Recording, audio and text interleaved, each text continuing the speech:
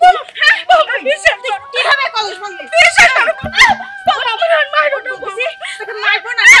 তুই আমার শখের কলসটা এইভাবে ভেঙে ফেললি? ওঠ বলছিস। ইচ্ছা করে করিস না, হ্যাঁ? কামের বেলায় মরদ নাই, খাওয়ার সময় না ভালোই খাইতে পারিস।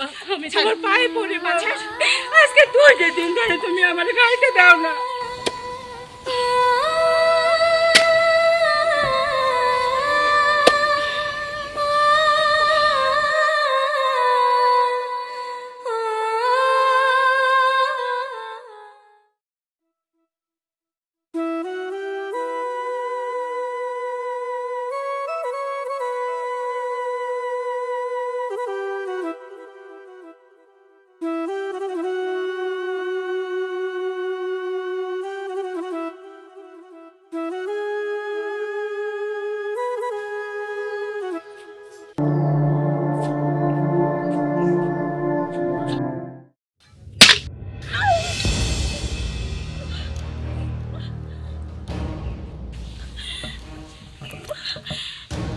আল্লাহ, কলস ভেঙে গেল, এখন আমার কি হবো?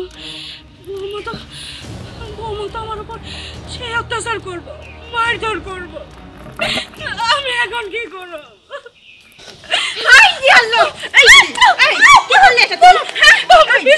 কিভাবে কলস ভাঙলি? তোকে মারবো না না? তুই আমার শখের কলসটা এইভাবে ভেঙে ফেললি? ওঠ বলছিস। ইচ্ছা করে করিস না, হ্যাঁ? কামের বেলায় মরদ নাই, খাওয়ার সময় না ভালোই খাইতে পারিস।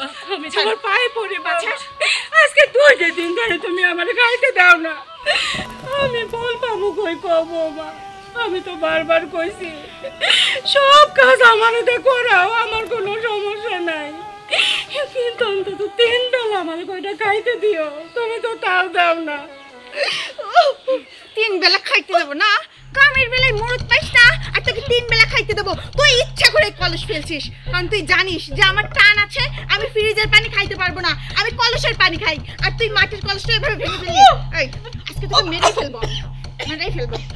বৌমা, তুমি আমার সাইডে দাও, আমার আর মারো না, তুমি আমার তেলে তেলে না মাইরা একটু বিষ আইনে দাও, আমি বিষ খাই একবারে মরে যাই। আমি না তোমার অত্যাচার আর সহ্য করতে পারতেছি না বৌমা। তোকে তো আমি একবারে মারবো না, তোকে তিলে তিলেই মারবো, যাতে তুই বুঝতে পারিস কষ্ট কাকে বলে। আর তুই আমার শখের কলসটা এভাবে ভেঙে ফেললি না, ওই কলস যদি তুই আমাকে এনে না দিস, তখন তোকে এমন ভাবে মারবো যে তোর শিক্ষা হয়ে থাকে। আর যদি এই কলস না এনে দিতে পারিস, তাহলে বুঝতেই পারছিস যে তোর আমি কি করতে পারি। বিশ্বাস করো বৌমা, আমার কোনো দোষ ছিল না, আমি ইচ্ছে করে এই কলস ভাঙি নাই, আমার কোনো দোষ ছিল না। আমি কলস কই পামু? আমার কাছে তো কোনো টাকা পয়সা নাই, আমি এখন কি করব? আল্লাহ, তুমি আমার কয়ে দাও না, আমি এইভাবে আর কত অত্যাচার সহ্য করব? আমি কই যামু, কেমনে বাঁচু?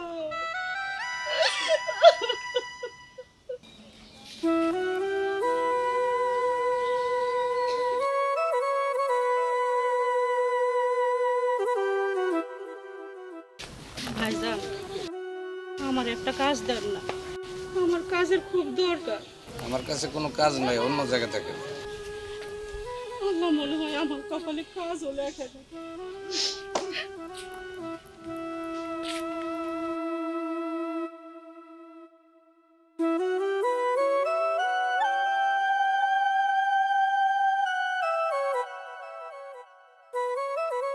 বাজান রে, আমার না কাজের খুব দরকার, আমার একটা কাজ দিবা বাজান?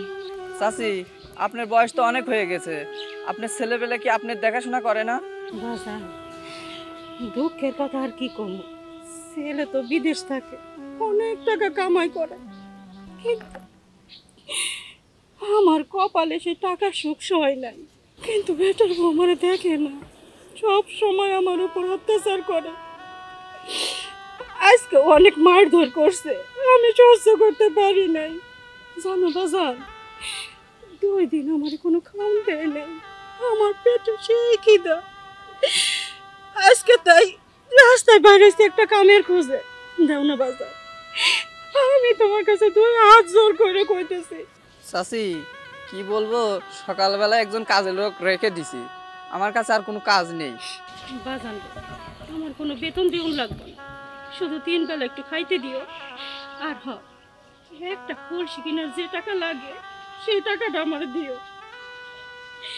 চাচি আপনার অনেক বয়স হয়ে গেছে, আপনি কি কাজ করবেন? আপনাকে আমি কাজ দিতে পারবো না। বাজান আমার আমি এখন কি করবো? কেউ তো আমার কাজে নেয় না। কি বাড়ি যাব? না না না, আমি বাড়িতে যাওয়া যাবো না। আমি যদি বাড়িতে যাই বৌমা আমার মাইরে ফেলাইব। যে নেই হোক কলসি কিনার টাকা আমার জোগাড় করতেই হইব। ও আল্লাহ, তুমি বলে এত মানুষের দুঃখ কষ্ট লাঘব করে দাও, আমার কষ্ট কি তোমার চোখে পড়তেছে না? আমার উপর কি একটু দয়া করতে পারতেছ না?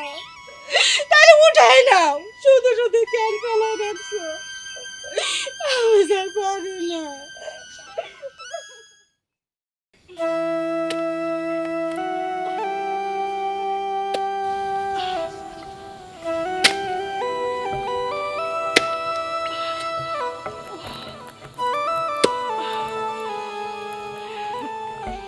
একজনের উচিলে যাও কাম পাইলাম, খড়ি কাটার কাম। হায় রে কপাল, প্রবাসীর মা আমি। আমার পোলা কত কামাই করে, আর আমার কিনা মানুষের বাড়িতে কাম করতে হয়, তা খড়ি কাটার কাম। এই দুঃখ কই রাখো? আসলে প্রবাসী মায়েরা কি এরকম করে কষ্ট করে? এরকম করে কি মানুষের বাড়ি কাম করে খাওয়ার লাগে? তাহলে ওই পোলার বিদেশে যাওয়ার দরকার কি? দেশে থাকাই তো ভালো ছিল।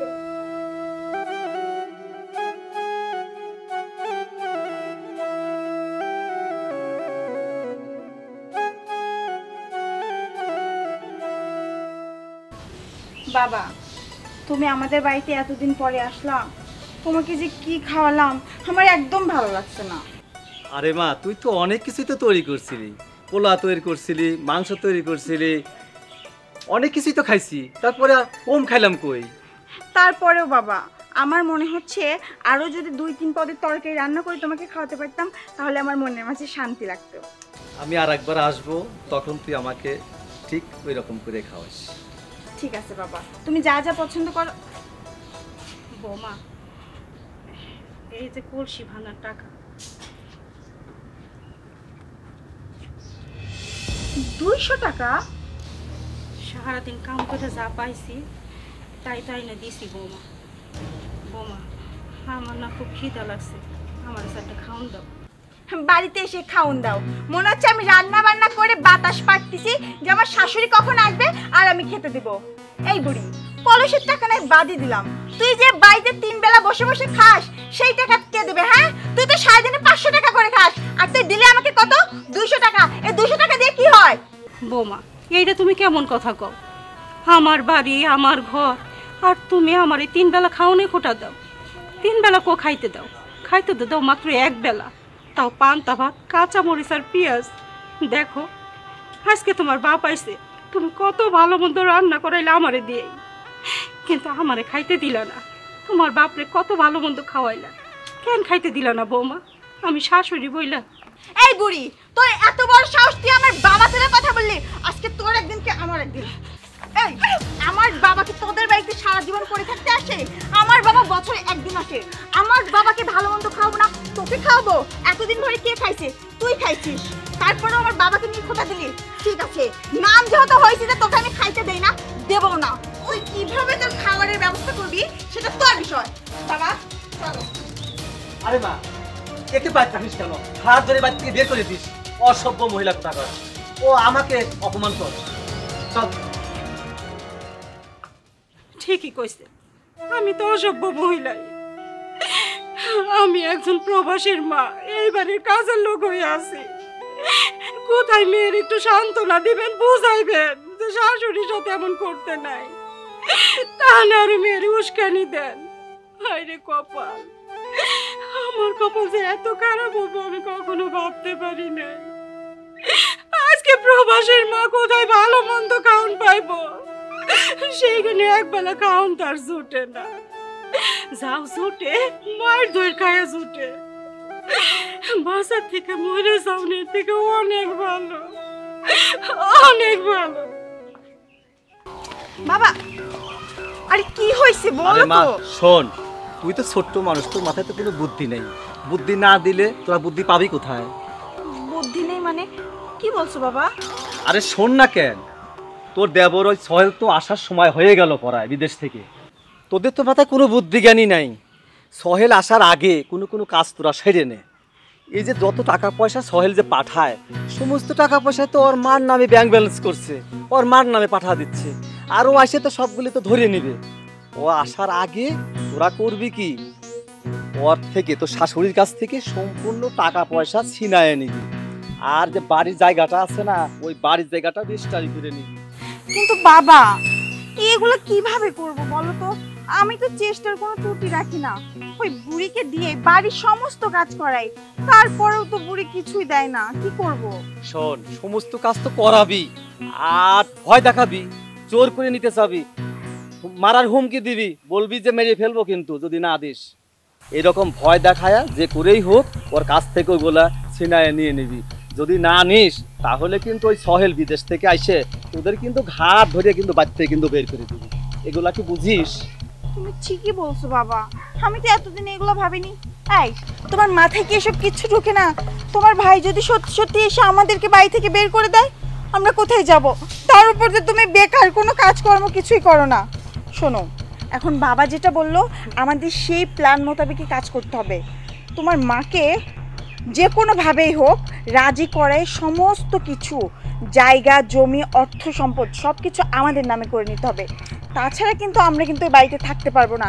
তোমার ভাই আসবে দেশে, তারপর বিয়ে শাদী করবে, বাচ্চা কাচ্চা হবে, তখন আমাদের কি হবে? তুমি ঠিকই কইছো। হচ্ছে যে আমি আর তুমি আর আব্বা মিলে যে করি হোক মাঠ থেকে জমি জমা রেজিস্ট্রি করে নেবো, আর তা ওই সোহেল আসার আগে। শুধু মুখে পটর পটর করলে চলবে না। এই পর্যন্ত তো কোনো কাজেরই মুরাদ হলো না। শোনো, তোমাকে বলে রাখছি, এই কাজ যদি তুমি না করতে পারো তাহলে কিন্তু তোমার খবর আছে। তুমি আর আব্বা যদি আমার পাশে থাকো আমি নিশ্চিত পারবো এবার। হে বাবা, আমি তো তোমাদের পাশে আছি। আর শোন মা, আমি যে বুদ্ধিগুলা দিলাম এই বুদ্ধি অনুযায়ী কিন্তু কাজ করবি, আর কিন্তু দেরি করা যায় না। ঠিক আছে বাবা, এই চলো, আসো বাবা।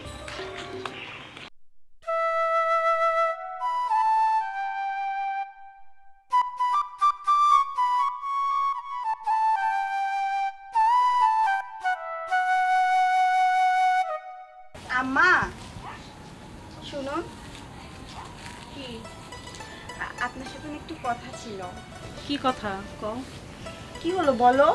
তুমি আম্মা বলছিলাম কি, এই যে সোহেল অনেক বছর তো বিদেশ রয়েছে, এখনো দেশে আসেনি, বিয়ে শাদী করেনি, ওর কোনো সংসারও নাই।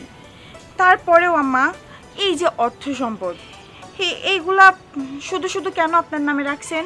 আর এখন তো সোহেলকে দিয়েও কোনো লাভ নাই, কারণ ওর সংসার নাই, ও এইগুলা দিয়ে কি করবে? আমি আর আপনার ছেলে না একটা বুদ্ধি করছি। আপনার ছেলে যেহেতু বেকার এখন, ওরও তো একটা ভবিষ্যৎ আছে তাই না? আর কয়দিন পরে আমার যখন বাচ্চা কাচ্চা হবে তখন আমরা কিভাবে চলবো? আপনি তো সব কিছু ছোটো ছেলেকেই দিয়ে দিছেন, জমি বিক্রি করছেন, সব কিছু করে বিদেশ পাঠাইছেন, আর বড় ছেলেটাকে কিছুই দেননি। তাই বলছি কি, আপনার নামে যে সয় সম্পত্তিগুলো আছে ওইগুলো আপনার ছেলের নামে লিখে দেন, এটা অনেক ভালো হবে। আপনার ছেলে একটা ব্যবসা বাণিজ্য করতে পারবে। শোনো বৌমা, তুমি কত কথাই তো কইলা। আমি সোহেলরে সব কিছু দিছি। হ্যাঁ, জায়গা বেয়েছে ওর আমি বিদেশ পাঠাইছি। কেন, জাকিরের জন্য কি কিছুই করি নাই? সোহেলের জন্য যতটুকু করছি তার থেকে জাকিরের জন্য বেশি করছি, কম তো করি নাই। জাকির সেগুলো রাখতে পারেনি, এটা জাকিরের দোষ। আর তাছাড়া যেটুকু সহায় সম্পত্তি আছে সেইটুকু যদি আমি তোমাকে লিখে দিই তাহলে সোহেলের কি হইব? আর আমি মা, আমার ডাইন হাত বাম হাত দুইটাই সমান। ডাইন হাত কাটলে যেমন ব্যথা লাগবো, বাম হাত কাটলেও তেমন ব্যথা লাগবো। আমি বেইমানি করতে পারবো না। এখানে বেইমানি করার কি আছে? এই, তুমি তোমার মাকে বোঝাতে পারতেছো না? কি বোঝাই বাবু? আমি যথেষ্ট বুঝি বৌমা। তোমরা সব সময় আমার কাছ থেকে বেশি বেশি চাও। এই যে সোহেল যে বিদেশে যায় কত টাকা পাঠায়, সব কিছু তো তোমরাই খরচ করো, তাহলে কেন এরকম করো? আমি কিছুই বুঝি না। সব সময় আমার দিয়ে দুনিয়ার কাজ করো, আমি তাও কিছু করি না। আজকে যেটুকু সম্পত্তি আছে সেইটুকু লিখে নিতে চাও কেন? আমি সম্পত্তি কিচ্ছু দিব না। ও আমার যতই বুঝাক আমি বুঝব না। ও মা, তোমার মা দেখে আমাদেরকে জ্ঞান দিচ্ছে, আমাদের মুখের উপরে কথা বলতেছে। শোনেন আম্মা, ভালোই ভালোই যদি সম্পত্তি আমাদের নামে লিখে না দেন না, তাহলে এর ফল কিন্তু ভালো হবে না। কি করবা? মাইরে ফেলাইবে? মারো, মাইরে ফেলাও, তাও আমি কানা করি সম্পত্তি তোমাকে আমি লিখে দিব না। তোকে মারার আগেই বুড়ি এই সম্পত্তিতে তোর হচ্ছে সই আমি নিয়েই ছাড়বো। এই ধরো করতেছি, সই কর বলতেছি। আমি কিছুতেই সই করব না। সই করবি না? আমার মাইরে ফেলাইলো একবার না। মেরে ফেলবো। এই যে- সই কর। মা এদো এদিক তাকাও, সই করে যাও। ছাড়াও এটা, জীবন ভর খেয়ে তোমার ছোট থালে ভালোবাসি যাও, তুমি দাও। সই করে দে বলতেছি। বললাম তো আমি সই করব না। তোকে একবার মেরে ফেলবো বুড়ি, তাতেই সই করে দে। আমাকে বাইরে ফেলো, তাও আমি সই করব না। আমার সোহেলকে আমি ঠকাইতে পারব না। সোহেলকে ঠকাবি না, তাই না? ঠিক আছে, তোর সোহেলকে তো ঠকাতে হবে না। তোর ছেলে আর কিছুদিন পর দেশে আসবে না, তোর ছেলেকে আগে দুনিয়া থেকে বিদায় করব, তারপরে সয় সম্পত্তিগুলা সবকিছু তখন তো এমনিই আমাদের হয়ে যাবে। তুই কি চাস যে তোর চোখের সামনে তোর ছেলে মরে যাক? এটা কি চাইবি? না না, আমি চাই না সোহেলের কোনো ক্ষতি হোক। সোহেল আমার কলিজার টুকরা। একটা সন্তান তো অন্তত ভালো আছে, আর একটা সন্তান তো জন্ম দিছি। মানুষ তো বানাতে পারি নাই, জানোয়ার বানাইছি। আমি জানোয়ারি, তুমি এই দলিলে সই করে দাও। তোমার ওই সোহেল মল্লিকে বাঁচাতে টাইম নেই আমার, তুমি দাও। আরে এত সময় কেন লস করছো? এই বুড়ি, তাতেই সই কর, সই কর বলছি।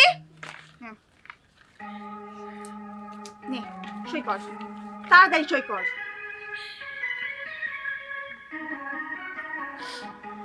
এই তো লক্ষ্মীর মতো সই করে দিছে। এইটা ধরো তো।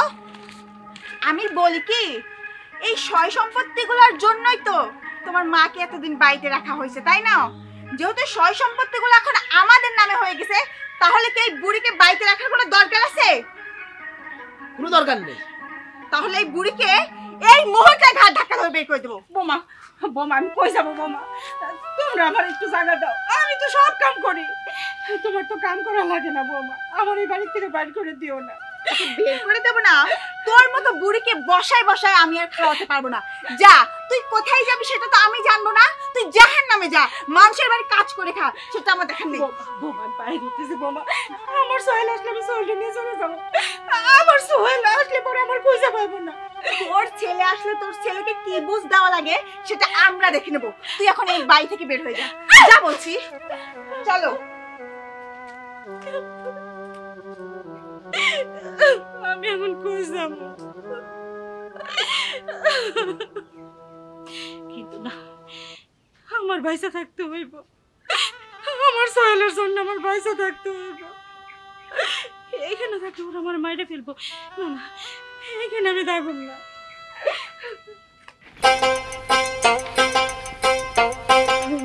মা, মা, ভাইয়া, ভাবি। আরে সোহেল, তুমি তুমি হঠাৎ করে দেশে? কেমন সারপ্রাইজ দিলাম বলেন? আচ্ছা, আমাদেরকে বললে কি আমরা তোমাকে রিসিভ করতে পারতাম না?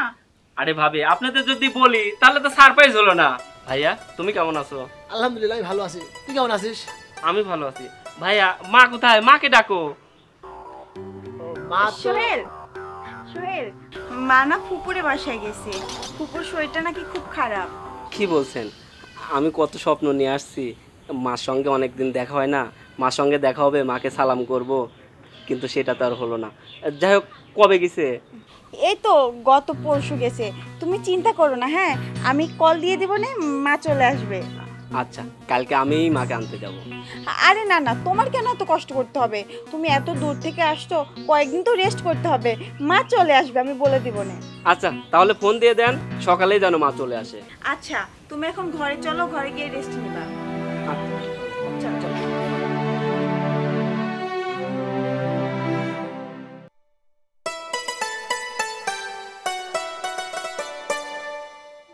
সোহেল, ভাবি, কিছু বলবেন? বলছিলাম কি, তুমি বিদেশ থেকে আমার জন্য কিছু নিয়ে আসো নাই? আরে আপনি আমার একটা মাত্র ভাবে, আপনার জন্য না আনলে আসলে হয়?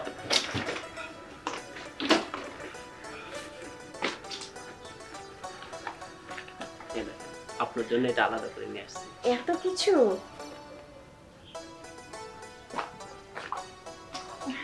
এইগুলো তো সব মেকআপ পত্র। কেন ভাবে, আপনার পছন্দ হয়নি?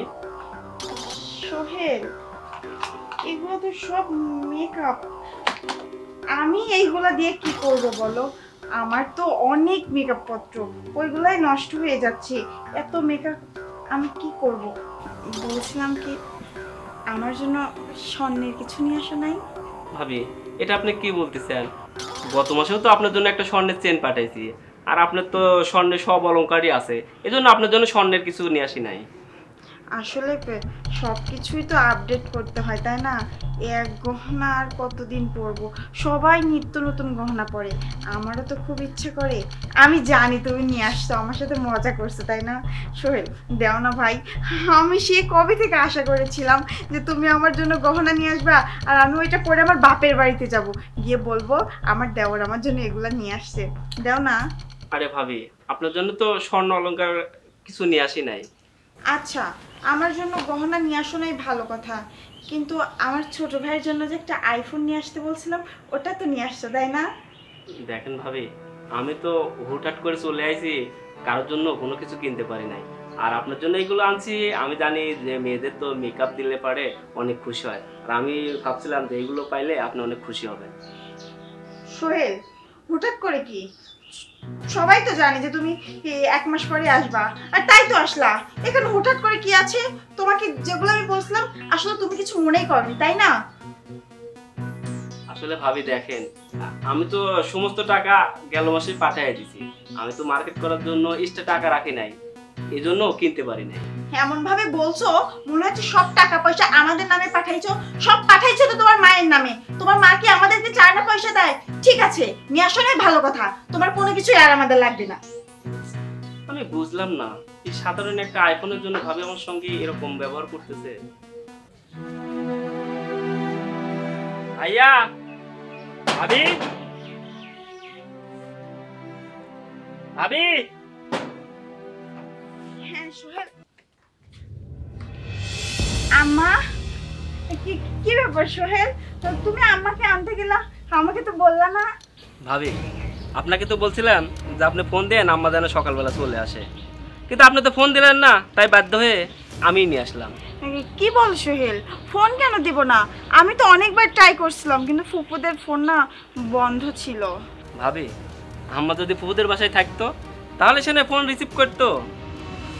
ফুপুরের বাসায় ছিল না, তাহলে তুমি আম্মাকে কোথায় পেলে? আম্মাকে কোথায় পাইলাম তাহলে শোনেন। কি অবস্থা রানা, কেমন আছিস? এই তো ভালো আছি। কবে আসলি তুই? আরে গতকালকে আইছি। একটাবার খবরও দিলি না। আর বলিস না ভাই, আমি তো হুটহাট করে চলে আইছি, কাউকে কোনো কিছু বলি নাই। যাই হোক, আমি তো তোদের বাসায় যাচ্ছি। যাবি অবশ্যই, ভালো কথা। যাই হোক, ফুবু কেমন আছে? আরে মা তো তোদের বাসায়, আমি কেমন করে জানবো? তুই তো ভালো জানিস। আরে না, ফুবু আমাদের বাড়িতে আসবে কেমন করে? কি বলিস? ভাই আর ভাবি তো আমাকে বললো মা তোদের বাসায় গেছে। সত্য আমাদের বাড়িতে ফুবু আসে নাই তো? কি বলিস, সত্যি বলতেছিস? সত্যি বলতেছি, ফুবু আমাদের বাড়িতে আসে নাই তো। আচ্ছা যাই হোক, একসময় বাড়ি ফাড়ি আসিস। তুইও যাস একসময় বাড়ি ফাড়ি। আচ্ছা ঠিক আছে, ভালো থাক। কি ব্যাপার? রানা বললো ওদের বাড়িতে আমার মা যায়নি, অথচ ভাই আর ভাবি বলছে রানাদের বাড়িতে মা গেছে। তাহলে আমার মা কোথায়? আমার মাকে যেভাবে খুঁজে আমাকে বের করতেই হবে।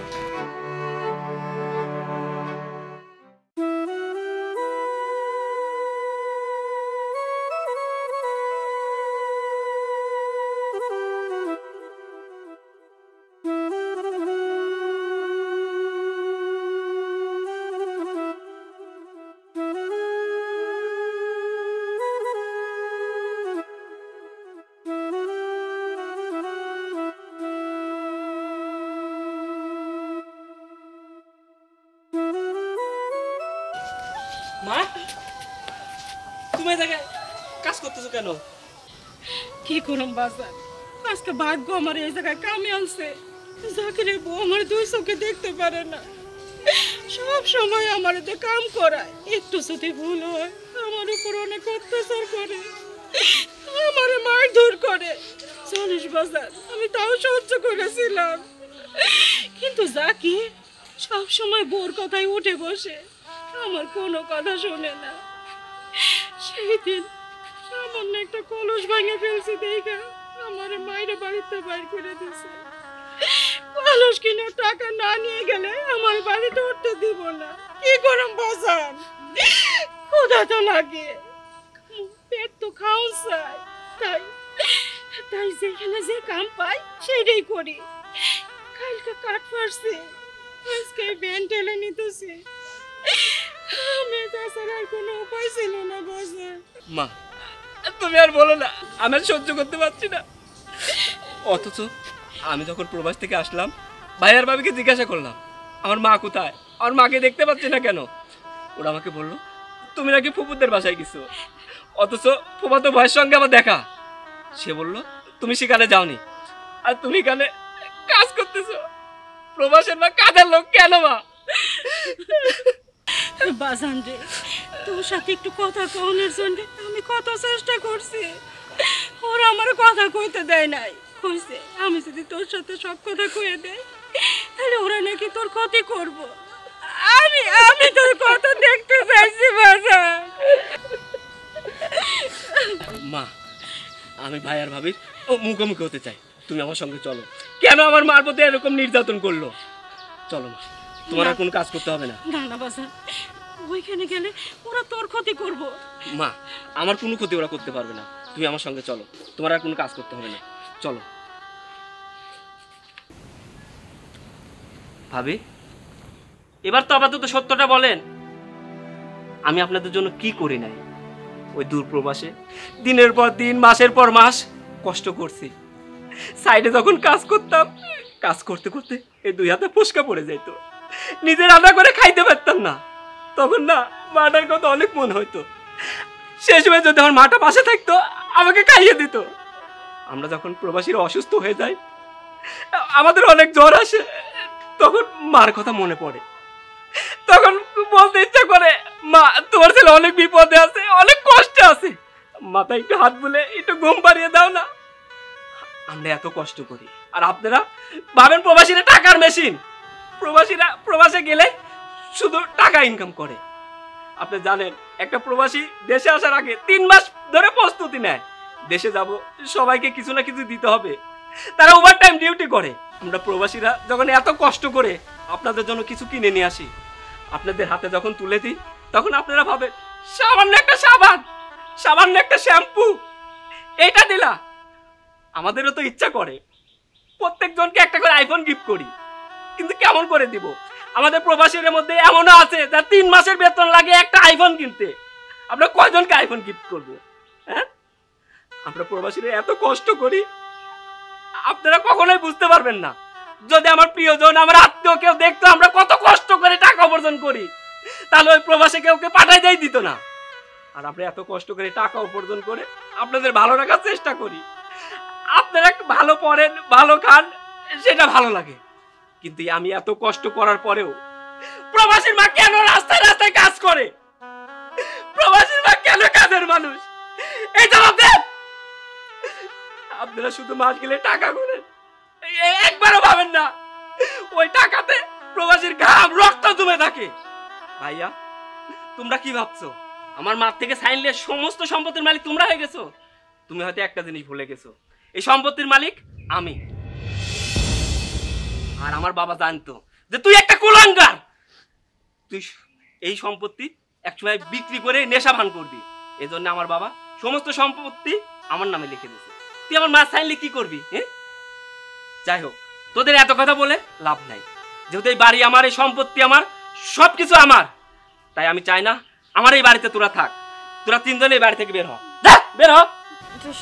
সোহেল ভাই, আমরা অনেক বড় অন্যায় করে ফেলছি, আমরা কোথায় যাব এখন? তুমি তো জানো আমাদের যাওয়ার কোনো জায়গা নেই। আমার বাবার বাড়িতে আমরা যাইতে পারবো না, কারণ আমার বাবার সেই সামর্থ্য নাই। তোমার কাছে হাত জোর করছি, প্লিজ ভাই আমাদেরকে বাড়ি থেকে বের করে দিও না। আম্মা, ও আম্মা, আপনার ছোট ছেলেকে বোঝান না, আমরা অনেক বড় অন্যায় করে ফেলছি। আম্মা, আমি আপনার কাছে মাপ চাচ্ছি। এই আমার কাছে মাপ চাও না আম্মা।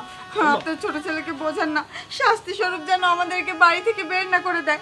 এছাড়া যে শাস্তি দিবে আমরা মাথা পেতে নেবো। আম্মা প্লিজ বলুন। মা তোমার পায়ে পড়ি মা, আমাকে মাফ করে দাও মা। মা তুমি এদের অভিনয় দেখে ওদের ভুলে যাও না, ওরা মানুষ না, ওরা অমানুষ। না রে ভাই, আমি অভিনয় করতেছি বাবা। বাবা সোহেল দেখ, ও তো আমারই সন্তান। তোরেও আমি যেমনি ভালোবাসি, ওরেও ভালোবাসি। ও না হয় ভুল করছে, আমি জানি আমার সাথে অনেক অন্যায় করছে, কিন্তু ওকে এই বাড়ি থেকে বাইর করে দিলে ও কেমনে চলবো ক? মা এই কথাটা ওর আগে মনে ছিল না, আর তাওই আপনাকে বলি, এই সব নষ্টের মূল আপনি। আপনি যখন এই বাড়িতে ছিলেন না, তখন আমার ভাই ভাবি সবাই ভালো ছিল। আপনি যেদিন থেকে এই বাড়িতে পা রাখছেন, সেদিন থেকেই এ বাড়িতে অশান্তি শুরু হয়েছে। আপনি যত ক্রিমিনালের গুড়া, আপনি মূল ক্রিমিনাল। তাই আমি বলতেছি, এ বাড়ি থেকে সর্বপ্রথম আপনি বের হন। যান, বের হন। এখনো যাননি কেন? যান। আর আপনি যেন এই বাড়ির ত্রিসীমানা কখনোই না দেখি। বাবা, আজকে শুধু তোমার জন্য আমাদের সংসারে যত অশান্তি। আমি তোমার শাশুড়িকে আগে অত্যাচার করতাম না, তোমার কথা শুনে অত্যাচার করছি। বিনিময়ে আজকে কি পাচ্ছি? এই বাড়িতে আমাদের স্থান হচ্ছে না। আমি এমন বাবা কখনো দেখিনি, যে বাবা কিনা মেয়ের সংসারে অশান্তি লাগায়।